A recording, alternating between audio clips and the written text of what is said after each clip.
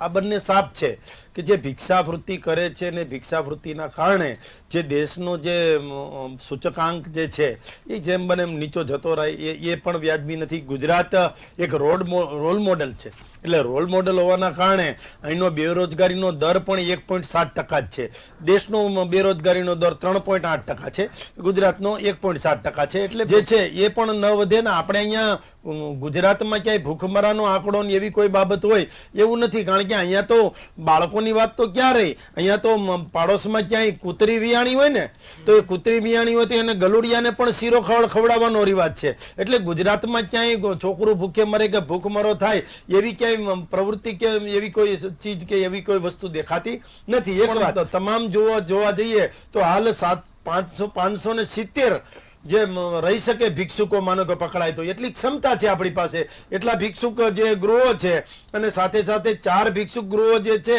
એ private સંસ્થા કે NGO ચલાવે છે, એના દ્વારા પણ 120 જેટલા ભિક્ષુકોને રાખવાની ક્ષમતા છે. મહાનગરોમાં પોલીસ અને જે મ્યુનિસિપલ કમિશનર છે એ બંને સાથે સંયુક્ત ઓપરેશન કરીને આવા લોકોને ડામતા હોય છે. પણ આ જે છે ને એ સતત ચાલતી પ્રવૃત્તિ જે હોય, પ્રક્રિયા હોય, એ પ્રકારનો ભાગ છે. આદિ અનાદિકાળથી ચાલુ તો આવે છે, પણ સતત ચાલતી પ્રવૃત્તિ. માનો કે એક ભિક્ષુક છે એને પકડ્યા તો પાછા બીજા ઉત્પન્ન થાય, બીજાને પકડી તો ત્રીજા. સતત ચાલતી પ્રવૃત્તિ હોવાના કારણે ક્યાંક ને ક્યાંક તકલીફ થતી હોય એવું નથી. આ સરકાર આરંભે સુરા એવી કોઈ વસ્તુ નથી, પણ સાથે સાથે કહે છે ને કે અભી બોલા અભી પગ, એવી પણ વસ્તુ નથી. અમે એવું પણ માનીએ છીએ કે અંત ભલા તો સબ ભલા. અત્યારે જે કાર્યવાહી કરવાની વિધાનસભામાં વાત થઈ છે, સરકારે વાત કરી છે કે આ વૃત્તિ અને પ્રવૃત્તિ આમાં ક્રાઇમ કરનારા લોકો પણ આ વૃત્તિમાં ક્યાંક જાય છે તો એ પણ સારું નથી. પણ આખરે કુલ મળીને જોવા જઈએ તો ભિક્ષુક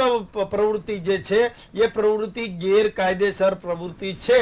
હમણાં વડીલો જે છે એ ક્યાંક બાળકો રાખી અને પ્રવૃત્તિઓ ચલાવે છે, અને બીજા રાજ્યમાંથી વિદેશમાંથી આવી અને આ પ્રવૃત્તિ ચલાવવા માટે પ્રોત્સાહન આપે છે.